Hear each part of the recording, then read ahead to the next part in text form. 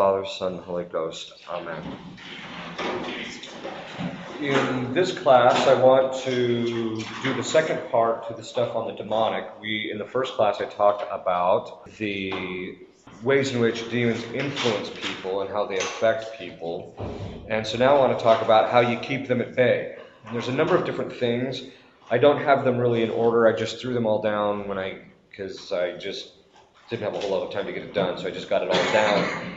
And so hopefully it will be pretty much everything, at least the basics that you need to know. There's a number of different things that you can do that can help in a great deal. One of the things that the authors talk quite a bit about, especially exorcists, but a lot of them talk quite a bit about, is prayer. A consistent prayer life every single day will be one of the principal ways to keep them at bay so that you don't become influenced, especially in relationship to the extraordinary influence, such as oppression, obsession, and possession. But but specifically meditation. There's something about meditation that tends to break, especially in cases of obsession. But the meditation is very useful to praying to break the oppression. People who are possessed have to get into a habit of praying daily, because as they pray, it weakens the demonic influence over the course of time. Also, in relationship to so meditation is really good for possession. It's good for all, but it's particularly good for obsession. For oppression, there's two things that are really useful. The one is one that Our Lady herself promised, that those who pray a devotion to the sorrowful heart, say a novena to the sorrowful heart of our sorrowful mother, she will actually she'll actually drive the demonic out. So it's one of the principal ways in which you can do that. And then also saying the chaplet of divine mercy every single day for the intention of keeping them at bay. Now there's some prayers which I'll talk about a little bit later, which can also help, some specific prayers. Then there is fasting and fasting. So if a person gets into the habit of fasting, I usually try and tell people, if you can get to the point where you can fast every Wednesdays and all Wednesdays and Fridays, that will pretty much conquer any ability of theirs to influence you, because they stay away from people who tend to fast regularly. By fast, I normally tell people, follow the church's fasting rules. Don't go to excess. If you're going to do much more than that, you should sit down with a priest who can make sure that you know what you're doing, because I have seen people who fast too excessively, and then in the end what happens is they end up affecting their health or something of that sort. It's something in which you want to get into, because fasting is actually a virtue. It has different opposites. Its opposite is gluttony or starving or some of the different kinds of eating disorders. So the virtue lies in the mean, in which a person eats moderately, but also from time to time will fast just to help the moderation. Our Lord said, of course, the apostles went out and the disciples went out and they were trying to drive out the demons, and they were successful except for with a few of them. And they asked our Lord, why couldn't we drive them out? And he said, this kind of demon can only be cast out by prayer and fasting. So that there are certain demons that just require a certain amount of prayer and fasting to be done before you're going to get rid of them.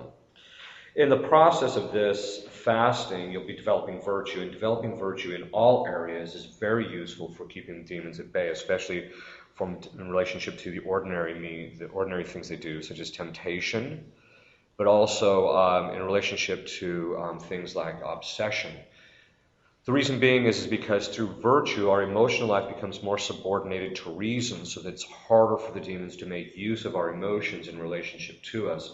So that once a person reaches a certain level of virtue, they rarely will act upon the emotion or the appetite directly to cause the emotion. Now, we talked about in the last class how they can introduce images into our imagination, but they can also move our appetites or our emotions.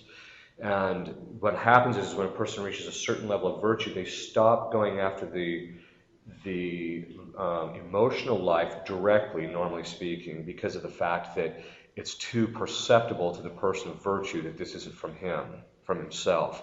And so what they'll do is they'll first try and introduce the thought, so they'll try the temptation more into the thought first. And then when the normal appetite arises from that, then they'll come in and help strengthen that appetite.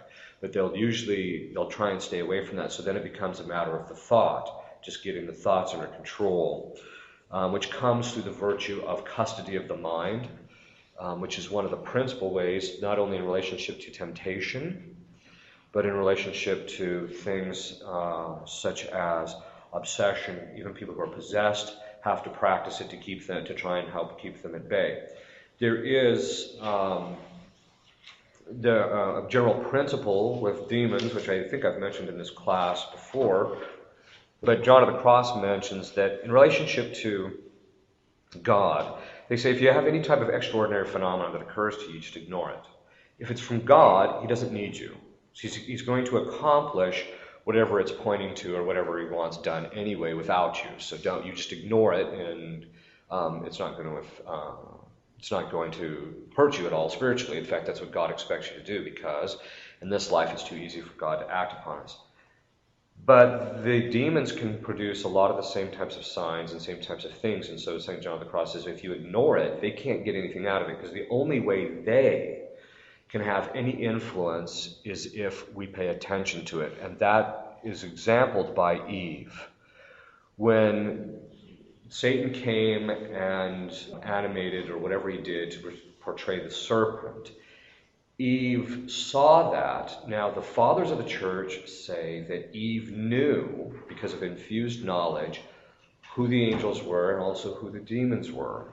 So that in point of fact, when she saw this, she knew, the fathers say, she knew this was not from God. And yet, because of her curiosity, she allowed herself, in other words, she was tempted with curiosity in seeing that, and she allowed herself to be sucked into that. And that meant that it sets up two things. First is that one of the principal ways in which demons suck people in is through curiosity. This is why I keep telling everybody you have to avoid charismatic prayer groups and things like that, because it's based on curiosity. It's a signs and wonders movement. But the second thing is, and as I mentioned before, I've actually had to pray for people who became obsessed or not possessed, but obsessed and oppressed as a result of being involved in those movements. So I tell people to stay away from them.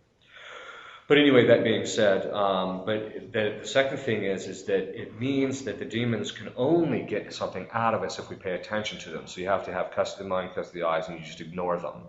And it's the same thing with these other kinds of phenomena. When you have extraordinary phenomenon occurring, you just ignore it. And it's the same thing with relationship to temptation. You just ignore it. You got to get your mind off. So that's one of the virtues. Custody of the mind and custody of the senses will help tremendously to keep the demons at bay. And they'll find different ways to try and get your attention, but if you just keep your mind off it, you're in good shape. The next is called a binding prayer, which I have copies of it here. I didn't make that many of them.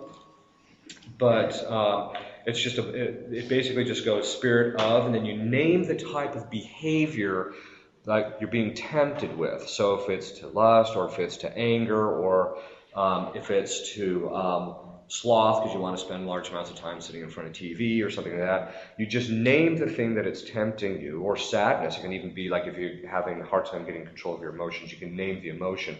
So you'd like say spirit of sadness or spirit of lust. I bind you in the name of Jesus, and then it goes on. And you can even say it for other people. It's particularly effective for people who are married.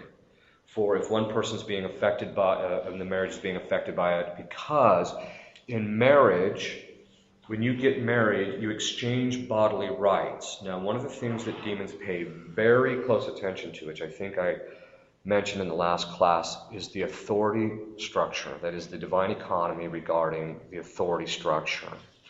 And what that basically means is they have an absolute understanding of exactly how authority functions, the degree of authority a particular individual has, over whom he has it, etc. And so they pay very close attention to that. And so they're subject to it as well. They're still subject, even though they're obnoxious and tend to try and subvert that authority. The fact of the matter is they still have to observe it. So if somebody is married, when you get married, you exchange bodily rights, which means your spouse has rights over your body. That means that if they say binding prayers or prayers for the spouse, it's actually more efficacious than, say, someone else, all other things being equal. So that's one of the things spouses very often will find, that it has a tremendous impact when one of them is really suffering or really going through something, like they become angry and have a hard time dealing with it. The other spouse will say a binding prayer on that, and it'll have a tremendous impact. All of a sudden, the person feels a kind of lightening. And you can do this with your children, because your children are part of the authority structure, etc. You can do it with other people, but you have to be kind of moderated. Don't go around binding everybody and everything.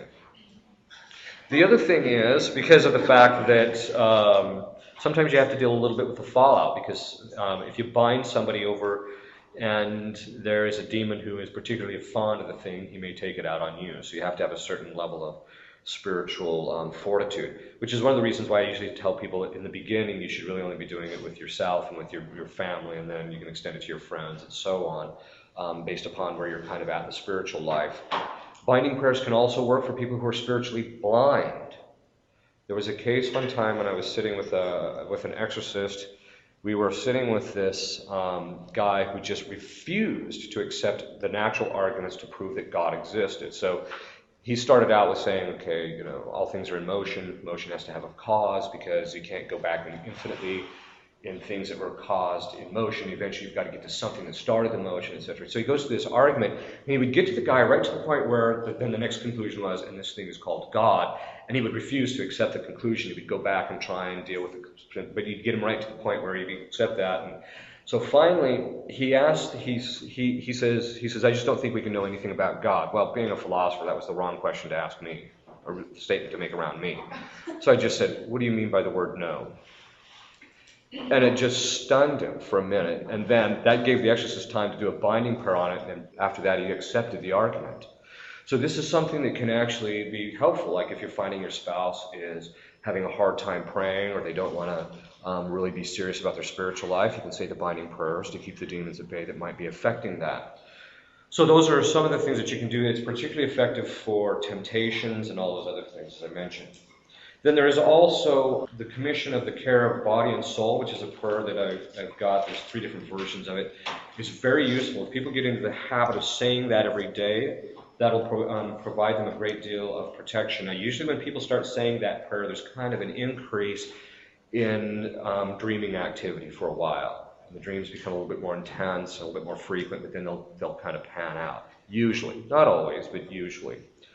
Okay, and then there is self-exorcism, which we saw our Lord do. When Peter came up and started tempting him, our Lord said, don't go to Jerusalem, and our Lord said, Satan, get behind me. So that in point of fact, we can exorcise Satan out of ourselves to a certain degree, and that's what the binding prayers do. But it's also, you can just say it directly, get behind me. And that actually serves a very useful function, because if you're being tempted in any way, then what happens is when you shift the attention to going on the attack to the demonic. Now, not all our temptations, as I mentioned before, are from the demonic. As I mentioned again, Satan's not under every rock. Can I ask you a question, Father? Yeah. Was Satan speaking through Peter? Well, he was the one who probably placed the thought in Peter. And so as a result, Peter would say, that's a good idea, but he shouldn't go to Jerusalem. And so he brings this up and he says, no. And Christ knows the source of it. And that's why he says, get behind me. So as you go on the attack, it does 2 things. One, because as I mentioned, not every temptation is from Satan. Because of the world, the flesh, and the devil. Those are the 3 sources of temptation. And so, but Satan can make use of the world and the flesh. But it's one of those things, he's not under every rock, he's under every other rock. And if you put that rock back down and try and find him and lift up the other rock, you go back to the other rock and there he is again. He wasn't there before, but now he's there. It's one of those kinds of things.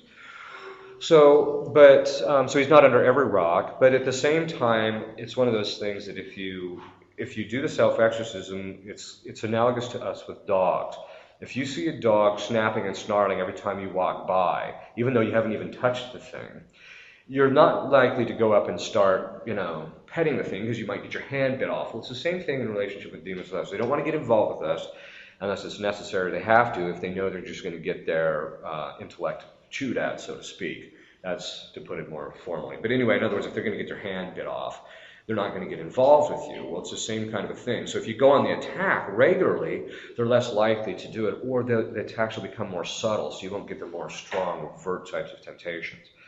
But the other thing is, get your mind off the thing that you're being tempted about. Just get your mind off it, and that's one of the principal things that you want to do. The next is frequent reception of the sacraments is also recommended, especially daily Mass, going to Mass daily. And if possible, frequent confession. And by frequent, it depends. There's kind of a range.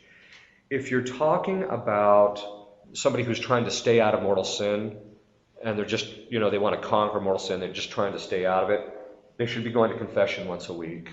Because it's through that once a week that the sacramental graces will be renewed and the person will have the strength in order to avoid it. But if it's the type of thing that you're in the habitual state of grace, that is, you're not falling into mortal sin, you're going a while without falling into mortal sin, then you should be going at least once a month, or more often if you're trying to advance in the spiritual life. But the exorcists say that confession is actually more efficacious than going through a formal exorcism.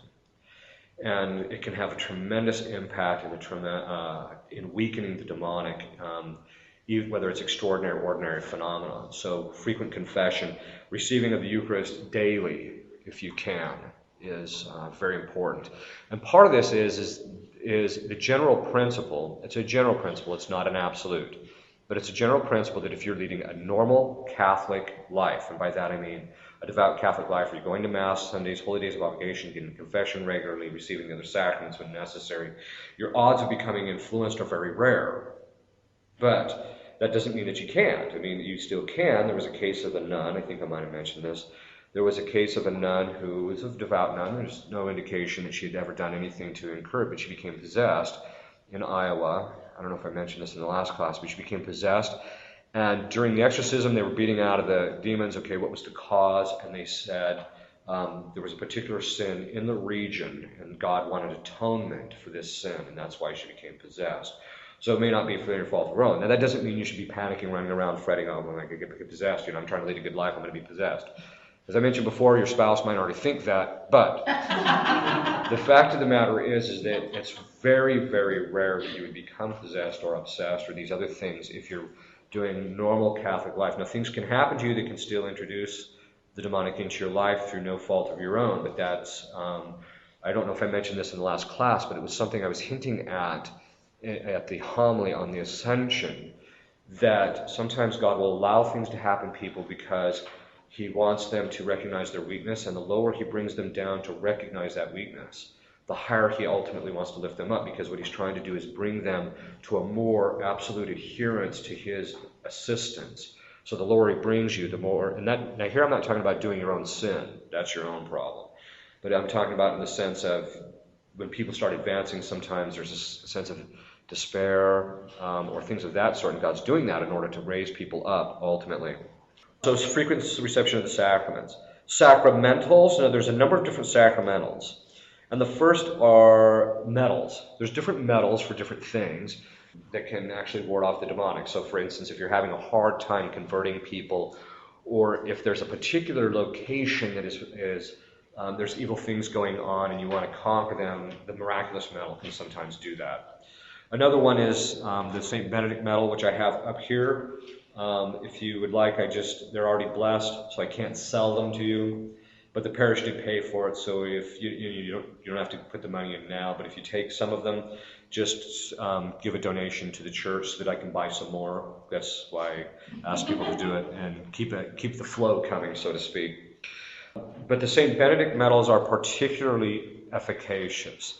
And the reason being, well, first of all, make sure you get them blessed in the old rite and not in the new. In the new rite, it's a simple blessing. There's no exorcism, to my knowledge, that's attached to it. In the old rite, there's a full-blown exorcism plus a blessing.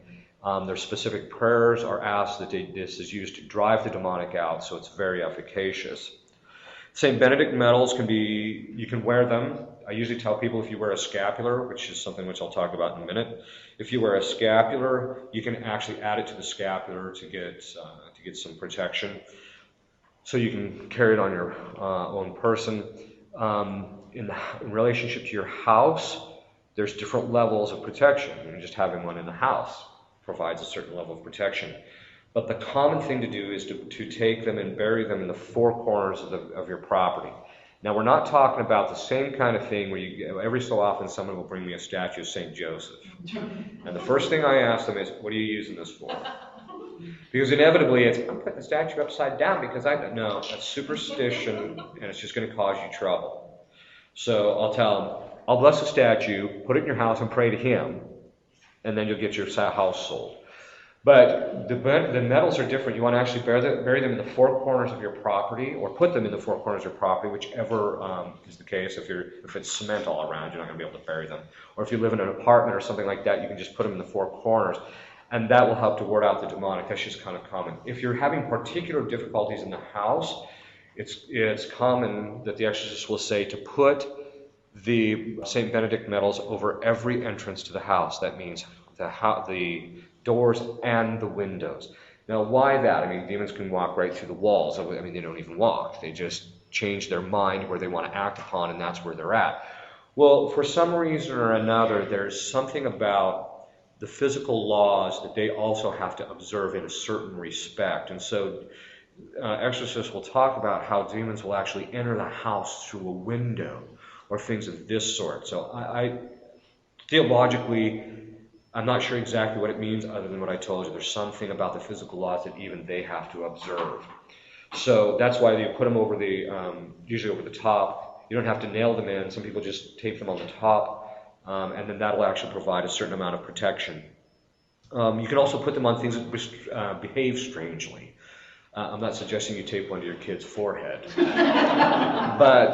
But it is the type of thing that you can put them on, like if your computer's acting up for no reason or another, although today with the complexity of software, it's hard to know whether it's some little thing they've worked in there to make your life miserable or if it's actually the machine. But you can actually put it on computers, keep one in your car, that type of thing. There was a case of a guy whose daughter got involved in witchcraft, and he had nothing but trouble with that stuff in the house. And he went out to the car. I think I might have mentioned this last time, but he went out to the car, wouldn't start, goes back in. I don't know if he prayed or not. Comes out about 5 minutes later, goes out. The car would start, but it wouldn't go in gear. So then he goes back in. And here we're talking about an almost new car. There was nothing mechanically wrong with it. And this is the types of things that you can experience. So if you put them, again, if your car is a pile of junk and it's, put the miraculous medal or put a St. Benedict medal on, hopefully it won't break down. But on the other hand, they can act upon these things, and so if you put them in there, that provides a certain level of protection. So anything that might act strangely, you can put them in there. Okay, and they're really, really useful. Scapulars are good to wear because the scapular, by its very nature, it signifies a breastplate by which you're given protection from Our Lady. And so it's one of the things that I highly recommend. There's different sacred images. Just having sacred images in your home annoy demons and that type of thing. So, and also carrying sacred images like in your wallet or your purse or things like that of the saints that you're particularly fond of and that type of thing. These can be really useful. The next is holy oil. Now, here we're not talking about the oil that's destined for the sacrament of the sick or for extreme unction. That has a different kind of a blessing, and it's not to be used except for in those particular cases. That is for the sacrament. To use it outside that is normally sacrilege, so we tell people don't do that. But there is a blessing in the old rite ritual, which actually places a blessing on the oil, but it also asks that through the oil, so there's a kind of an exorcism that's placed on it, that through the oil it may drive the demons out. There was a case of an exorcist who these parents called him up and said, I don't know what it is, my kids are just all of a sudden acting really goofy, I can't get them calmed down. So he just went over to their house, took the oil out and put it on their forehead. The kids were like, and as soon as he put the stuff on the forehead, they're just like that, and that was it. So now, you're probably not going to get that same kind of reaction out of your kid, but it does actually have its effect. And for parents, it's good to put that on the child's forehead every night and on their own foreheads, just to make sure we're clear about something regarding blessings. Children cannot bless their parents. This authority of divine structure that I was talking about, this economy that God sets up, is that blessings come from an authority. They come down, not up. Your kid's below you, so your kids can't. So every so often you'll see people, they'll bless their kid with they'll take and this is parents can do this. They can take their thumb and just place a sign of the cross on the kid's forehead. And that's a form of a blessing because of the office of parents, which is an authority thing, they can actually bless their children. But then they'll say, okay, now you bless me. Sorry, can't do it because I don't have any any office or anything to bless the parents. So they can't do it. Well, I can bless my parents now because I'm a priest, obviously. But the point being is that normally children can't do that. So it should be the parents doing it. But anyway, putting that all aside, it's good to have to use the holy oil on your kids regularly, especially if they're kind of acting up, if they're going through a difficult time. If you have teenagers in the house, it's a really good idea to get them into the practice of using it. It's also a really good idea to use it in cooking. Now, you have to understand what that means. You don't fry your bacon in it. What it means is that you can use it on salads, and then you should normally wipe it up so that there's no sacrifice, or make sure that when you're washing it, all the oils are broken up so that the blessing is dispersed on relationship to it. But you can use it, you can consume it, use it in food, use it when you're, even in cooking, if the cooking is the type of thing that will go into the thing, like if it's in bread or something like that, I don't know what people would use it for, but it's going to be dispersed into it, not just in the water, so it gets poured down the drain. But if it's going to be actually used in something, then you can do that. And it will actually have its effect. I usually tell people that you want to have that in the house with teenagers regularly and feed them to it, keep them a steady diet of it, because it'll actually help them as they're going through difficult periods, especially today because of our culture. It will really actually help them. They may not know it, Now, I don't suggest you put some on the supposed here, but unless they've got a particularly bad mouth, so instead of soap, you're getting the olive oil. But the point being is that you can also put it on anything else that's influenced by the demonic. So sometimes people will actually, in addition to the St. Benedict medals, will go throughout. If you don't want to put St. Benedict medals all over the house because you don't particularly have any difficulties, you can actually do the holy oil over the entrance to all the entrances to the home in this form of a cross. Normally it should be done by the man of the household, but in the absence of him, or if he doesn't want to do it, then his wife can do it. Then you can also put it on other things that act up. Now, I don't suggest you pour it on your computer and things like that, but you can make signs of the cross over those things in order to, with the oil, and that will actually help to keep those things at bay. Okay, so you can put it on things. You can make the sign of the cross if you discover its influence in houses, as I mentioned, over the doors. It's also done when exercising a house. Make sure you make sufficient inquiry into your neighbors. I mentioned this in a homily down in Lincoln. I said, when you move into a neighborhood, find out what your neighbors are like. And they were all perplexed because I was giving a homily on witchcraft. Or is it like olive oil? It's an extra virgin olive oil, and then the priest blesses it. And then you can use it in cooking and stuff like that, provided it's all consumed in some way. When you're making the sign of the cross on the windows and over the doors, is there anything special we should say? No. Okay. You just use it and make it over there. So make sure you pay attention to who your neighbors are. There was this one, I actually made this statement down in Kansas City from the pulpit, which kind of stunned people. But I said, because this guy, I learned this lesson. This friend of mine decided, because he was going to buy a house out in the country and he was going to grow tobacco. And I'm like, as it turns out, his wife sees this house in town and she's like, I got to have this house. So he buys the house. And it turned out to be a complete nightmare. The house turned out to be possessed. So after a year and a half, we finally got the thing cleaned up, we think. But anyway, that's when I learned the lesson, you never give your wife what she wants.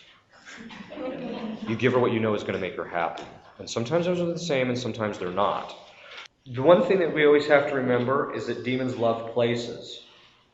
They love just as much as we do. For them, their attachment to a place is based upon the sin or evil committed in the place.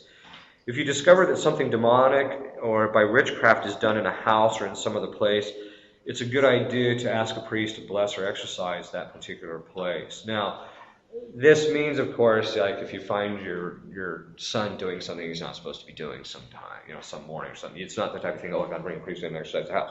What I'm saying, though, is that if you find out, like your daughter was playing, got involved with witchcraft and she was, trying some spells out, but then she stopped or something like that, it's a good idea to have the priest come in and clean it out because these things are quickly brought in that way.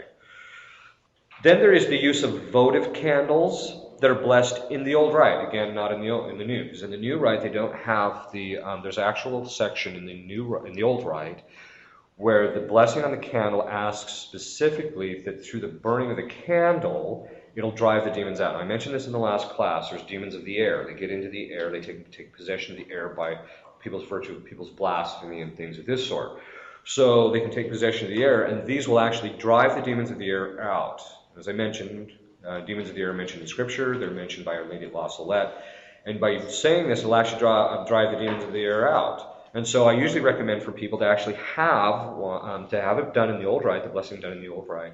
Not just the blessing, but also the water the priest puts on actually is also exercised. So as it burns, the residue from that gets into the air and it drives them out. The same thing regarding incense.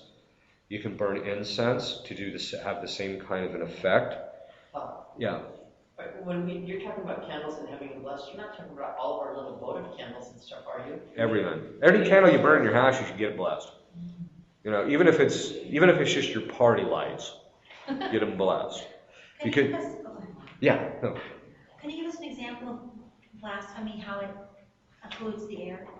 Well, basically what it boils down to is that anytime you make ill use of a physical thing, you basically are using the thing in such a way that you place it under the order of the demonic. Now, not every time that happens do they take possession of the thing or have control of it, but in the case of air, if people say blasphemous words by means of because they have to use the air to do that, then the demons can actually take possession of the air. And there's actually, I mentioned this before, there's a blessing for driving them out in storms, which I've seen effectively used, because they can take possession of the air, it can become cumulative. This is, so also you can use this with incense, it's particularly useful in this regard. This also has a connection to the incense used at Mass. This is one of the reasons why it was used at Mass and should be used at Mass. And it's also the same thing with the asparagus at Mass. When the priest is blessing people going through the thing, you can actually, drive the demons out of people. Now, I'm not suggesting that it does it all the time, because not everybody's possessed, not everybody's that type of thing. But it can also fortify people or protect people, provide a certain level of protection for people. Then there's holy water. Again, use the old rite, holy water. In the absence of the old rite, holy water, use the new, because the new rite, even just with a simple blessing, which they use in the new rite, does have the capacity to drive out the demonic. It's just not the same kind of a level type of thing. Because in the old rite, you exorcise and bless the salt, so there's a twofold side of it that the demons don't like. That's placed in water that is exorcised first, then blessed. And then there is Epiphany water, which has a double exorcism attached to it, which is also very useful. Easter water also has a certain efficacy in that regard. Not the baptismal water, but the actual Easter water. But if you use the old rite holy water, because it's basically more efficacious. And this is something that exorcists have noticed. Now, one of the things that you can do to double up on the power of your holy water is take a couple of drops of the oil that you have blessed and add it to the holy water. And that will also add, in addition to that, then the exorcisms and the blessings from the holy oil are added to the water, and it becomes that much more efficacious. It is a good idea to spread the holy water throughout the house and on people and things. You can do this regularly. I usually tell people if you've got teenagers, do it regularly, like once a week or once a month. Not because I think teenagers are wicked, necessarily. But just because of the fact that they're more prone to falling into things and that type of thing, and this will really help them a great deal. It may also be consumed by those who are having problems. So sometimes, like if there's a particular temptation or obsession or some kind of possession, that people can actually consume the holy water. I'm not suggesting you sit there and consume large quantities of it unless you're seriously possessed, but it will actually have an effect. Especially if you're suffering from stomach problems or things like that don't seem to have any real, like, where's this coming from, that type of thing. Then there's exercise salt, which is the first part of the blessing and the blessing of holy water. So as I mentioned, you exercise and bless the salt, and then you exercise and bless the water. Well, you can take this, you can just use that part for the salt, and then people can use the salt. You can use it in cooking. You can spread it throughout your home. You can consume it, put it in your salt shakers, that type of thing. And that will actually begin to have, that can actually have an effect. Again, that's one of those things that you can use in teenagers. There was an institution I was at one time, and I was concerned about some of the people that were there. So I exercised all the salt in the place. And the next day, two of the people I was a little worried about got ill. So that can sometimes tell you something about, wonder what he's into, or what their problem is. Now, I'm not suggesting you do this as some type of diagnostic for your, here, I'm gonna put this in, if your head gets a little bigger or swells and turns around, that's not what I'm saying. That's not how it works. But the fact of the matter is if you're feeding your kids this stuff as a regular diet, their temptations are going to be less. They're going to suffer a lot less of difficulties and that type of thing. So you can use it in cooking. And as I mentioned, you can sprinkle it around the house or in places where there are particular difficulties. Then there are relics of saints, and particularly the relic of the saint of the day. So if you're really, if you're suffering a lot of temptations and there happens to be a relic of the saint of the day in the church or something of that sort, then it's good to venerate that, and then as a result you can, it'll actually help. I didn't bring it with me. There is a relic that you can give at a place. It's in Italy. I think that's how it's spelled. I think it's going to be a little bit differently. But it's the Santuario, San Michael. And what it is it's a place where St. Michael appeared. He appeared, I think, 5 times over the course of history. The first time, I think, was in 436. He appeared and he said, I've chosen this cave, and I want people to take parts of those stones from the cave and use them. And I've had really good success on a number of different levels with this. You have to be careful with this, so be patient. It may take a while to get it. But if you send them $50 as a donation and ask for one of the stones, they'll send it in a little reliquary. The seminary, guys at the seminary got a whole bunch of them recently, and they're really good. I've had good luck with it. And so that's one of the things that you can get. Then there's the relic of the true cross. Your odds of getting something like that are extremely rare. Usually the only people that have access to those are pastors in particular parishes, like we have one here, or exorcists or things of this sort have them, because the church is rather parsimonious with giving them out. Obviously, because you don't want to exhaust all the wood in the cross. But those are very efficacious under certain circumstances. But some priests have found if they bless people somewhat regularly with it, that people will find relief from temptations and things of that sort. Then there's this thing called the Agnus Dei, and what that is it's a piece of wax from the cross, or the candle blessed in the Vatican on the Easter Vigil. And if you can get parts of that, that is really efficacious as well. Once in a while I'll come across somebody who manages to get one. But they're fairly rare.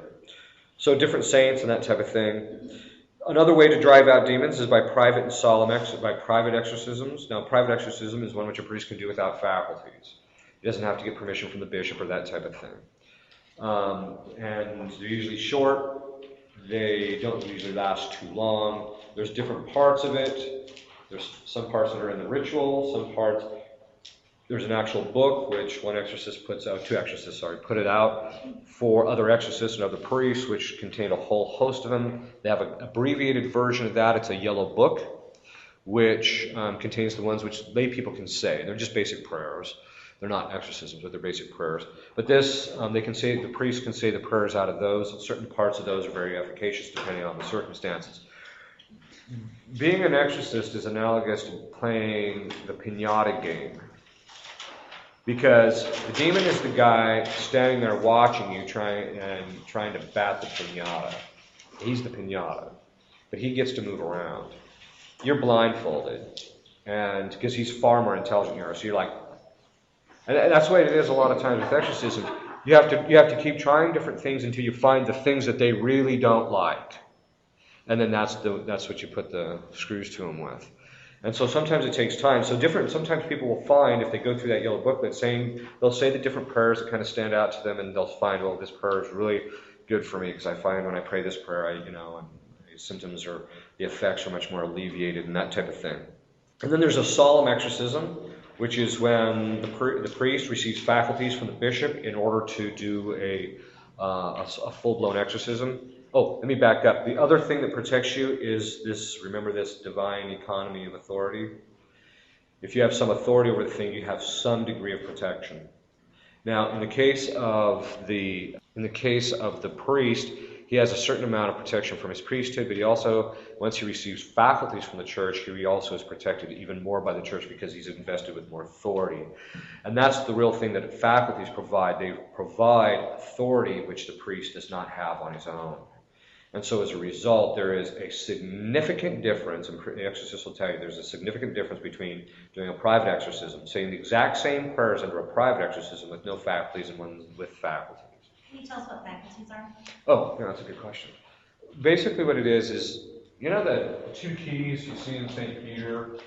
You always see these in reference to the Pope. Okay. Well, one is gold, and that represents the power of orders. That is, the priesthood and the episcopacy and the diaconate that's passed on from generation to generation. And then there is a silver one. So the power of orders was given to the apostles on Monday, Thursday night, when Christ did the first Eucharist. The tradition of the church, the constant tradition of the church is that's when they were made priests. Okay. Then the silver one represents having the priesthood is a very different thing than having the right to make use of your priesthood. So, for example, if I want to hear your confession, if I don't have the jurisdiction which the church grants to me, which is this other key, or this other power, then it's invalid. It doesn't even work. It's the same thing with if a priest does a confirmation without faculties, or that faculties is a name for receiving this jurisdiction, this power. If he doesn't receive it, then it's invalid. So this other key represents the first represents what they call the holy orders, and this indicates that Christ conceded to the apostles. You remember it's given in different stages. At one point, he gives it to St. Peter when he says to St. Peter, you're Peter, and upon this rock I will build my church. But he also says, whatever you bind in heaven, that was the first granting of the power of orders. So he was the first one to receive it. Then later he says it to the apostles. That's the one that's given to the bishops, basically. So there's the second level. But then right before he leaves, they didn't make use of it though, their orders, until right before he leaves. He grants to them, he says, all power on heaven and earth is given to me, and he says, go therefore and baptize. That was the final commission of jurisdiction given to the church. And that's passed on from generation to generation. Now it's bound by a cord because it was the intention of our Lord that the power of orders and the power of jurisdiction, sometimes this is called the power of orders and the power of jurisdiction. That power of jurisdiction, it was never our Lord's intention was because he only gave jurisdiction to the apostles, that is, to those who had holy orders. Because of that, it's the divine intention that these things are never separated.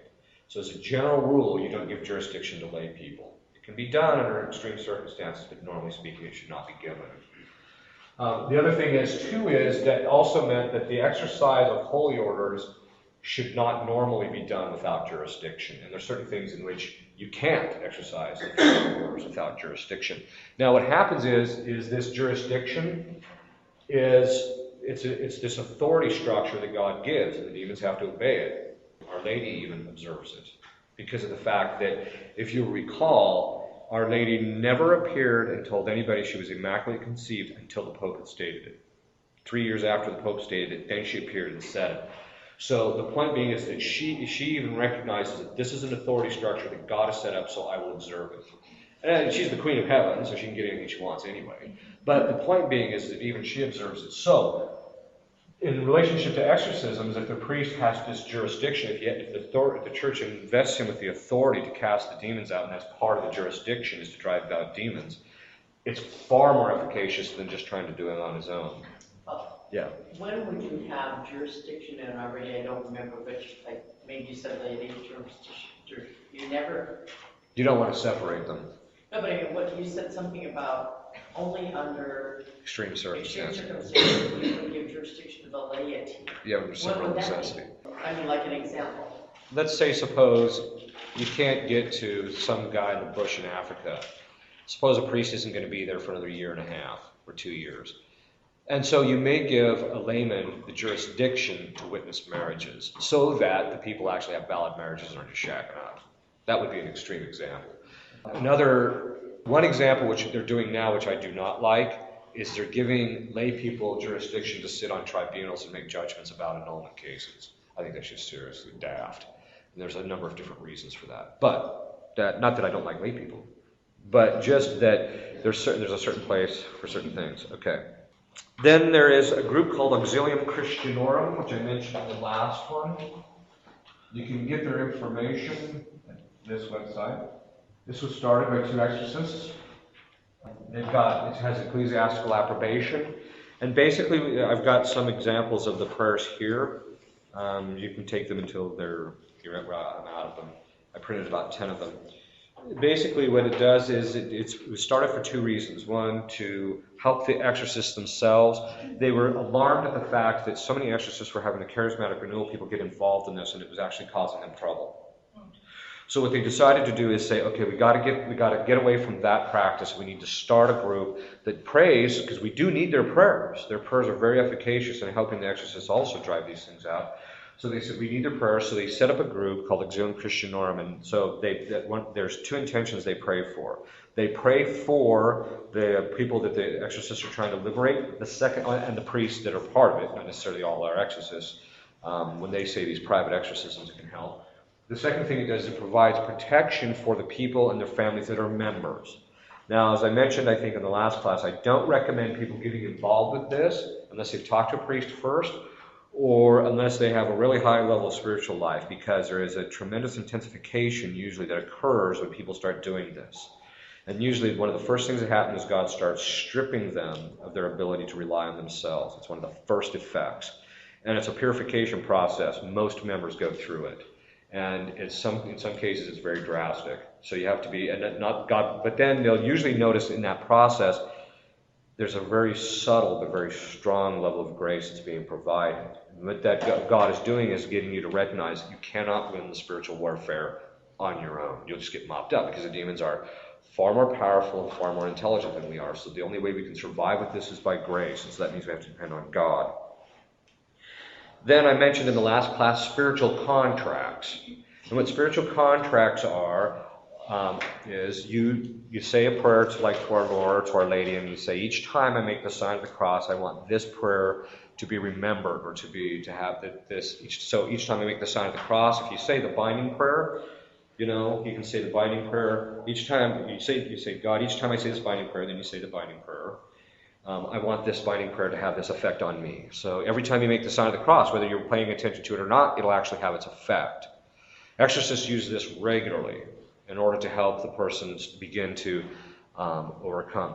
You can use it on anything whatsoever, any activity at all, but I usually tell people it should normally be associated with some type of religious activity.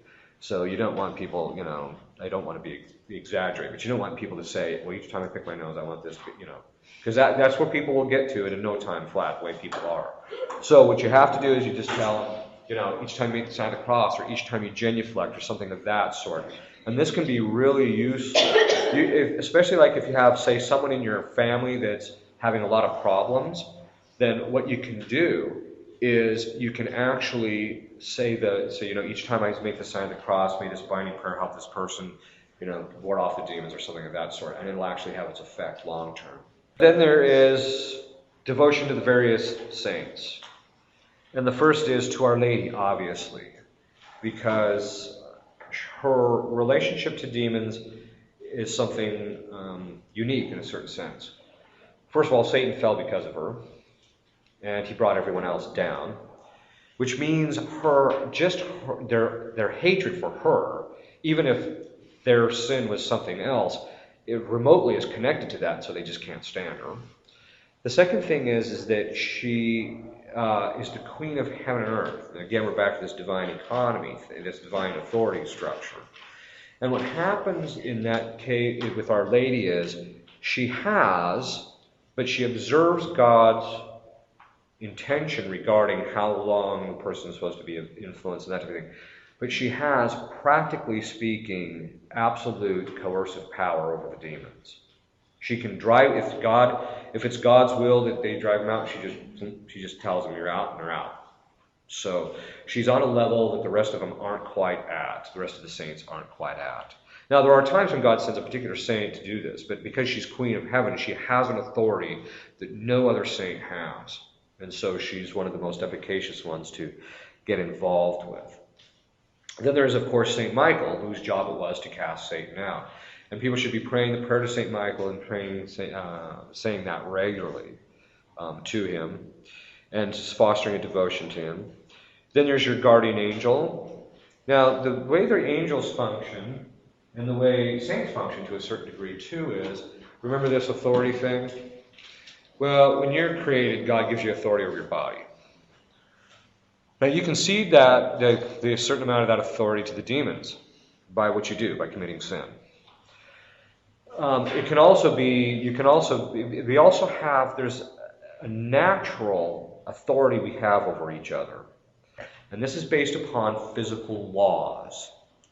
So, for example, the fact that when I talk, the sound, the air is moved, and it acts upon your eardrums is a sign that I can actually act upon you. So there's a certain level of authority that we play mutually upon each other. This is one of the reasons why binding prayers actually work for people. And that structure is actually why, under some rare circumstances, people who are Buddhists or Muslims or that type of thing can actually exorcise people. Now, usually they only aggravate their problems, usually. But once in a while, they can actually drive a demon out based upon that. But that being the case, it means that in relationship to ourselves, we actually gain greater authority over our body in two ways. One, principally by virtue. So the more you subordinate or subject your body, the more authority you actually are able to command over it. And as a result, that's one of the reasons too why the demons don't want to get involved in it. But the second thing is you can indirectly gain more control or authority over your body by helping your guardian angel and other angels and saints to act upon you. So one of the things that you can do is to pray to your guardian angel daily. You know, when you say to light, rule, and guard and guide, that actually what you're doing is you're setting up, and you do it regularly, you're actually empowering him to actually act upon you. The exact opposite is the case with mantras that you get in these other religions who, they sit there and they do it over and over and over again. Well, what happens is people get a kind of a buzz out of it. Part of that's because there's usually some physiological reaction that people have, but in the process of that, demons can actually get involved in that and actually affect them as a result of it. And it's because of the fact that they're doing something disordered. And so as they do it disordered, the demons gain more control over them. And the opposite is the case in relationship to prayer. The more you pray, the more you actually can gain control over your body, because you can actually ask God to help you to have more authority over it. But you can also ask your angels, like St. Michael, your guardian angel particularly. He has given a limited authority over you from the get-go, because as soon as he's assigned you, he has a limited authority. But he only has a certain amount, and you can actually increase that by how much you pray to him. A lot of times people, my guardian angel doesn't do anything for me. Well, when did you do anything to help him out? And that's the question you have to ask. So this is something in which if you pray to him regularly and ask him to help you and guide you, he will. Which is also one of the things which this prayer for commission of the care of body and soul will do over the course of time. It empowers them to actually help you and to keep the demons at bay, type of thing. Then one's particular patrons, like the patron saint of your name. I get majorly annoyed when parents do not name their kid after some saint, because of the fact that you're robbing the kid. By naming them after a saint, the kid actually gets the patronage of the saint, so the saint will actually look out for them for a certain degree. But anyway, this is one of the reasons why you name your kid after, so that they have. But patrons are not just your name, what you're named after. It's also, and sometimes two people say, "Oh, well, my name's Austin. There's no Saint Austin." Well, Austin's a contraction of Augustus, so sometimes you have to look these things up to find out what your name actually is. There's also the patrons from your confirmation. You should be praying to him or her regularly. You should be praying to the saint of the location in which you go to Mass regularly. In this case, it's the Immaculate Conception. Or if you go to St. Cecilia's or something like that, you pray to her regularly. The patron saint of the diocese, in this case is St. Cecilia, and the patron saint of the country that you live in, which in this case is the Immaculate Conception. So we got doubled up here. There's also the patron saints of the people in your family. You should be developing a devotion to the guardian angels of the other people in your family, especially your husbands or your wives, because of the fact that there's a close connection to you now because of the whole marriage thing, which I mentioned before. Then there's usually, of course, certain saints that people have a fondness for, such as in my case, although he's my confirmation saint, St. Thomas Aquinas. I like St. Augustine, St. Philomena. I like her principally because of the fact that they took her off the New Rite calendar. My attitude is, hey, she's a saint, she deserves some attention. And the reasons for taking it off, which is completely illegitimate. And it's the same thing with St. Christopher. They took him off the New Rite calendar. I'm like, what's up with that? So anyway, and then they have, but what you do is you go through the various, and you pray to them regularly. St. Anthony is a good one for me. He's, if there's any object that is recoverable, he has always given me the information where it's at within 24 hours. Now that might. That's what I want you to pray for me for, will you? Yeah, well, I'm not his favorite by any stretch of the imagination. St. Anthony has a fondness for women. Yeah, well, yeah. I mean, all the women I know that pray to him after devotion, they get everything they want out of the guy. And something wrong. yeah, and well, like let me give you an example. There's this woman who was my roommate's sister. If she just prayed to him for just a couple of seconds, she could find whatever it was, just almost instantaneously. So one time they were at this restaurant, and she was praying, or she was in talking to somebody, and they're out looking for their mother's wedding ring, which was lost in a parking lot filled with gravel. Now, your odds of finding that are pretty astronomical, right? So they go to her and they say, would you please come and help us look for this thing? So she prayed to St. Anthony, walked straight out and picked it up, handed it to her mother, went back in and started talking with this person. So anyway, the point is that he has a certain fondness. So the point is that the more you pray to them, the more you can empower them to actually protect you and to help you, to enlighten you, to avoid them, and that type of thing. So these are some of the basic means that you can use to help ward off the demonic, and it's stuff that you should be engaging in the spiritual battle every day. I mean, this is part of our fight as followers of Christ. So, okay. Any questions? Yeah. Okay, on the holy water. So, like with holy water, you said that authority thing. Does that go with the holy water too, then, or can children bless parents or grandparents? No, they shouldn't bless their parents because it doesn't follow right order. So it should be everything should be in right order also with the holy water. Yeah. Okay. Yeah. For the auxilium, do you just become the member by starting to pray it, or do you have to go on the site and? No, you just start saying the prayers. They didn't want it to be a formal type of thing where they kept track of everybody and what was going on. And so basically all you have to do is start saying the prayers and say them daily, and you enjoy the protection. So, and it works, it's a tremendous group.